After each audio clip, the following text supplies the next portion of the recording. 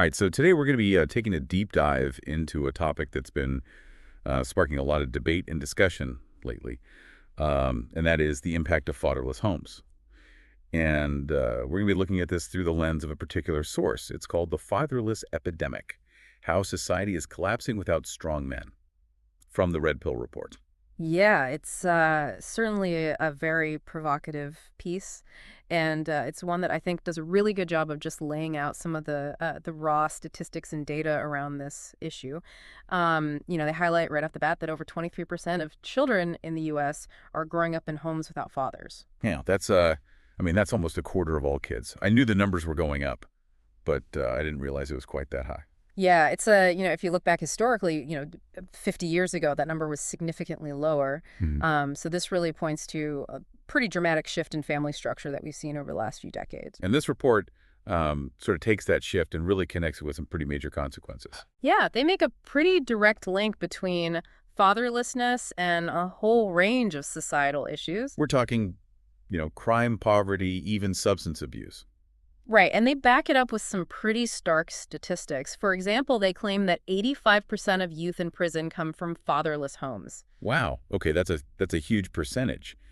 But is it really as simple as saying no dad equals more crime? Right, and that's where I think it's important to, kind of dig a little deeper and look beyond just the surface level of those statistics. So how do we start to unpack this? What are some of the things that we need to keep in mind when we see these kinds of claims being made about fatherlessness? Well, I think one of the first things is to remember that statistics don't always tell the whole story. Right. It's easy to sort of look at a number like that and think, okay, well, there's the problem solved. Exactly. And, while a father's presence is undoubtedly important, research suggests that it's actually the quality of parental involvement that really matters most. So a father who's physically present but emotionally detached or uninvolved isn't necessarily providing that positive influence. Right. And on the flip side, we've got plenty of examples of, single mothers, grandparents, other guardians stepping up and providing incredibly supportive and nurturing environments. Yeah, it seems like it's less about just filling a vacancy and more about the quality of the relationships. Absolutely. And I think that's where things get really interesting when we start to look at what this particular source is proposing as solutions. Because they don't just lay out the problem, they offer some pretty strong opinions on how to fix it. Right. And I think this is where understanding the perspective of the source becomes really crucial. They come at this issue from a very particular angle, one that really emphasizes traditional gender roles and family structures. Okay, so they're not exactly approaching this from a neutral, objective standpoint. Not quite. One of their core arguments is that the rise in fatherlessness is directly linked to the decline of what they call traditional family values. And they place a lot of the blame on feminism. So they're saying that feminism is somehow responsible for fathers being absent. I'm not sure I follow that logic. Well, the argument goes something like this. Feminism has encouraged women to pursue careers and independence at the expense of family and motherhood, which has led to a breakdown of the traditional family unit. Okay, but isn't that kind of a sweeping generalization? I mean, feminism is a pretty broad term. Absolutely, and that's an important point. I mean, we're not talking about a monolithic entity here. There's a wide range of perspectives within the feminist movement.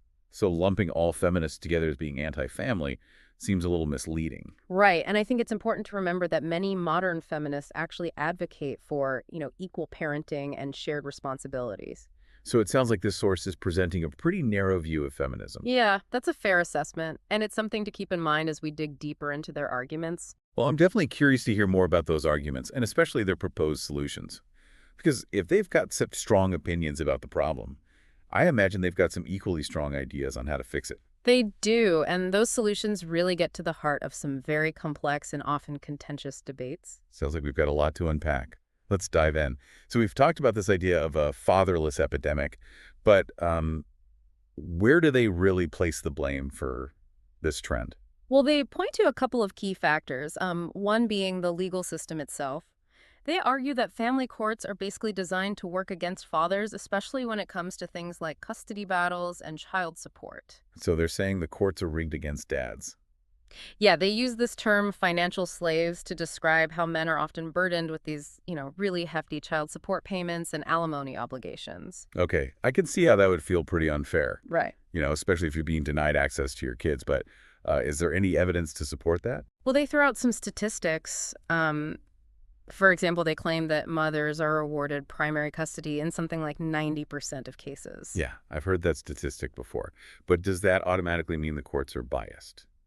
That's a good question. And it's important to remember that, custody decisions aren't just about, who wins and who loses. They're supposed to be based on what's in the best interest of the child. So there could be other reasons why mothers end up with primary custody more often. Right. There are a lot of factors at play here. It could be that, in many cases, mothers are simply more involved in the day-to-day care of the children.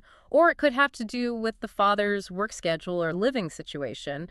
There are also, societal expectations that play into this. This idea that mothers are naturally more nurturing. Exactly. Okay, so it sounds like there's a lot more nuance to that 90% statistic than the red pill report might suggest. Right. And while there might be individual cases where bias does play a role, I think it's a bit of a stretch to say that the entire system is rigged against fathers. Okay, well, what about the financial side of things? They really seem to paint a picture of men being, financially crippled by child support. Yeah, and it's important to remember that, child support and alimony aren't designed to punish anyone. The goal is to ensure the well-being of the children and, sometimes the spouse who may have, sacrificed career opportunities during the marriage.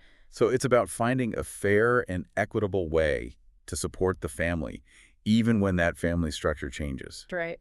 It seems like this source is framing this whole issue in a very adversarial way. Yeah, they present it as this kind of battle of the sexes, men versus women, fathers against mothers. Which brings us back to their argument about feminism. They seem to be saying that feminism is basically to blame for all of this. Yeah, they put a lot of the blame on what they see as the negative consequences of feminism. But again, isn't that a pretty oversimplified view? It is, and they kind of lump all feminists together as being anti-family, which just isn't accurate. It's like they're picking and choosing which parts of feminism to focus on. Right, they're ignoring the fact that there are many feminists who actually advocate for things like equal parenting and shared responsibilities. So it seems like there's a lot of oversimplification and maybe even some misrepresentation going on here. I think that's a fair assessment. Well, let's talk about their proposed solutions. What do they actually suggest we do about all of this Well, one of their main focuses is on reforming the family courts. to make them more father-friendly? Exactly. They argue that shared parenting should be the default assumption in custody cases. And they also want to see stricter penalties for false accusations of abuse or neglect. Okay, so that's the legal side of things. But what about the cultural and societal factors? Well, that's where their emphasis on traditional family values comes in. They believe that society needs to promote the idea of marriage and two-parent households as the ideal environment for raising children. So it's kind of a back-to-basics approach? Yeah, you could say that. But doesn't that ignore the reality of modern families? I mean, not everyone fits into that traditional mold anymore. That's a good point, and I think that's one of the limitations of this perspective. They don't really acknowledge the diversity of family structures that exist today. So their solutions might be a little bit too simplistic. Perhaps. But are there any nuggets of truth in their arguments? Is there anything we can learn from their ideas even if we don't agree with everything they say? I think there are some valuable takeaways. For example, their focus on the importance of father involvement is definitely something that research supports. Children who have active and engaged fathers in their lives tend to do better in a lot of ways. So maybe the approach is flawed, but the underlying message isn't necessarily wrong. Right. It sounds like we can acknowledge the importance of fatherhood without necessarily buying into the whole package of traditional values that they're promoting. Exactly. So it's a more nuanced conversation than this source might suggest. It is. Well, I think we've done a pretty good job of unpacking the Red Pill Report's take on this issue. But before we wrap things up, I'd like to shift gears a bit and talk about the psychological impact of fatherlessness on children. We've touched on this a little bit, but I think it deserves a deeper dive. I agree. Understanding the emotional and psychological consequences can really give us a much better understanding of this issue as a whole. Perfect. Let's get into that. Yeah. It's easy to get caught up in, statistics and societal trends and all that, but at the end of the day, we're talking about real kids here. Absolutely. And I think that's where understanding the psychological impact becomes so crucial. So what kind of impact are we seeing on children who are growing up without fathers? Well, it's a complex picture. There's no one-size-fits-all outcome, but there are some common themes that emerge. Like what? Well, one of the biggest things is the impact on a child's sense of identity and self-worth. Yeah, I could see how that would be affected. Having a father figure present can really shape how a child sees themselves. Exactly. And when that figure is absent, children can struggle with feelings of abandonment, rejection, even a sense of incompleteness. And I think this is particularly challenging for boys, right? They often look to their fathers as role models for masculinity, That's right. And without that positive male influence, they might seek out belonging and validation in, less healthy places. like gangs or other, negative peer groups. It's not to say that every boy without a father is going to end up in trouble, but it does highlight the importance of providing positive alternatives. So it's about filling that void with healthy influences. Exactly. And I imagine this applies to girls as well, even if they're not facing those same pressures around masculinity. It does. Girls can experience a whole range of emotional and psychological challenges as a result of fatherlessness. How so? Well, one area where we see a big impact is in relationships. Girls who grow up without fathers might struggle to develop healthy attachments to men later in life. That makes sense.